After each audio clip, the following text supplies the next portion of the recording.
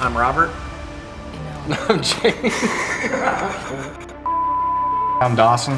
I'm Andrew. And this is the Adrenaline Factory.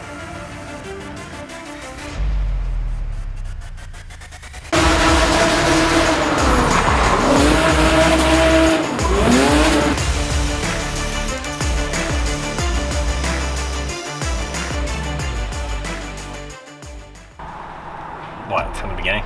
Yeah. Okay. All right, so what we got here is a JDM NSX. This originally had the C30 motor in it. Customer had it turbocharged, and after a while of it being in there, it developed a misfire that went unnoticed. It came to us. We were able to locate the misfire. It was a bad ignition module. We fixed it, but it had run so long already with it like that the cylinder was down a little bit from the fuel washing out the oil. So he was able to limp it along for a little while, and then it just got to a point that it was smoking really bad and losing compression on that cylinder. So we pulled that motor out, and he wanted to do a J-series swap. So he went ahead and sourced this motor. He got the J32, and this is the one with the individual ports. We were able to actually use the NSX transmission, which isn't a common thing. Normally they swap to the other 5-speed or the 6-speed trans. So what's unique about this one is we actually had to make the CV axle carrier because we couldn't use the one from the C30 or the J because the location of where the axle mounts to the block was in 2 different spots. So we had to custom make the carrier for that.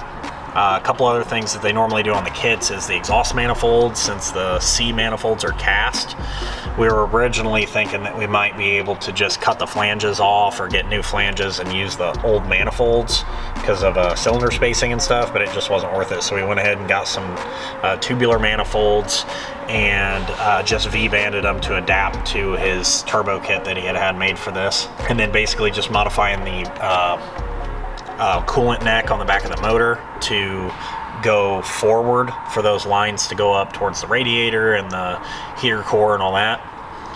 Another thing that we had to do on here is the engine mounts were slightly different on the engine. Luckily, the transmission mount is being used on one end. The other transmission mount on the back is solely on the transmission, but the front one straddles the engine and trans. So we basically cut that corner of the mount off, made a new location on that to bolt to the J-series engine, and then we made this new front mount that actually uses the old C mount, but we welded these verticals to the normal mount on the J-series after we kind of milled off some of the extra stuff to get this side correct. The other thing we had to do is with the injectors that he had, we were kind of trying to do this on a budget, so we used a lot of his old stuff. He had just put new fuel injectors and stuff in here, and they were too tall for the J-series plenum to fit on top, so we had to run this plenum spacer, which we ended up actually having to mill the sides down slightly because the fuel rails were hitting them. So another thing we did on here is, I guess the common thing on this J-series swap is to do an adapter spacer here and use the C30 throttle body. A couple reasons for that is the C30 throttle body actually has the cruise control and stuff on it, which we had talked about doing, but he had swapped steering wheels and the cruise control is no longer there anyway. So for the time being, he just wanted to do it, you know, the cheap, easy way. So what we actually did here is originally this throttle body is designed for the cable to come in from this way.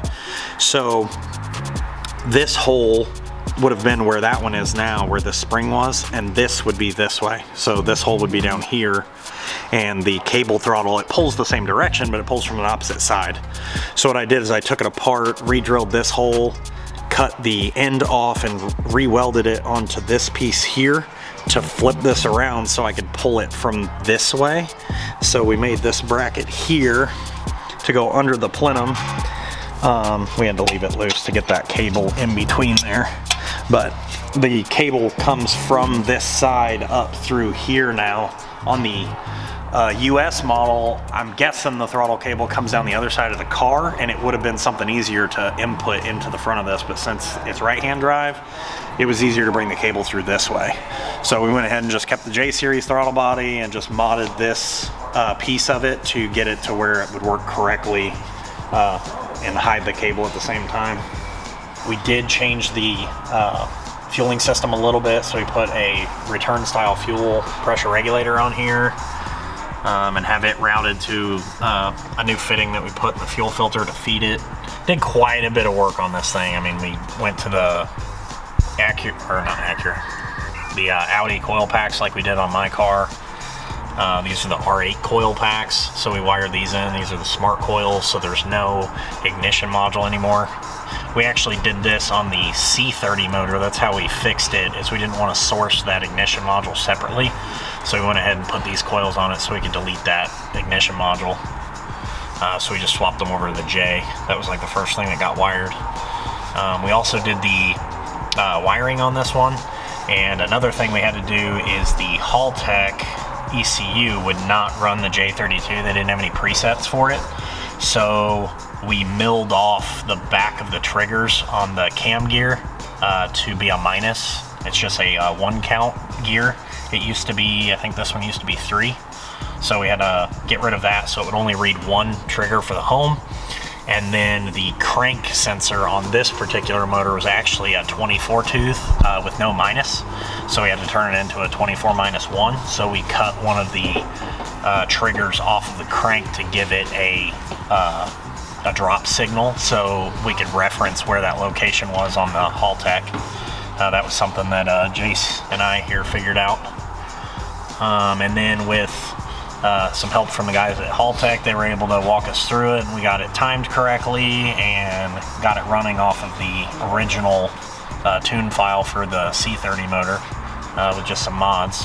The only thing we got left on this really is to put the top end back together. We had a vacuum leak under the lower plenum because these are actually offset. If you guys know anything about the J series motors, these sides are actually separate and they kind of have a wave pattern that goes between them. And for some reason, one side was higher than the other, just a little bit, and no matter how we torqued it, it would not pull them up. So actually what we did is, these are actually dowel pinned. So we left the dowels in one side and took them out on the other. We think that maybe somewhere along the lines this motor had a machine deck or something and they weren't perfectly straight. So we took the dowels out so we could actually put this 1-inch spacer on it, tighten both of them down together, and then torque one side so the decks would level out. And that actually ended up fixing our problem. Now they're smooth across the top. We checked it with a machine straight edge, and they're good now.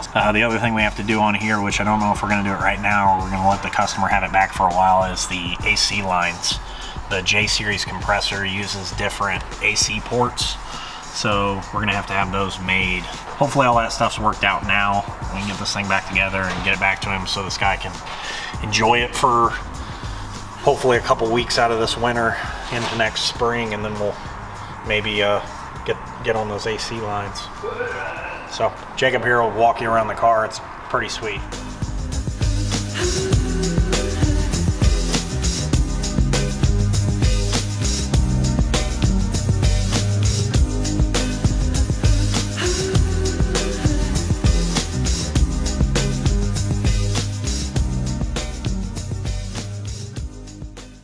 All right, guys. Well, thanks for watching, and check us out next week.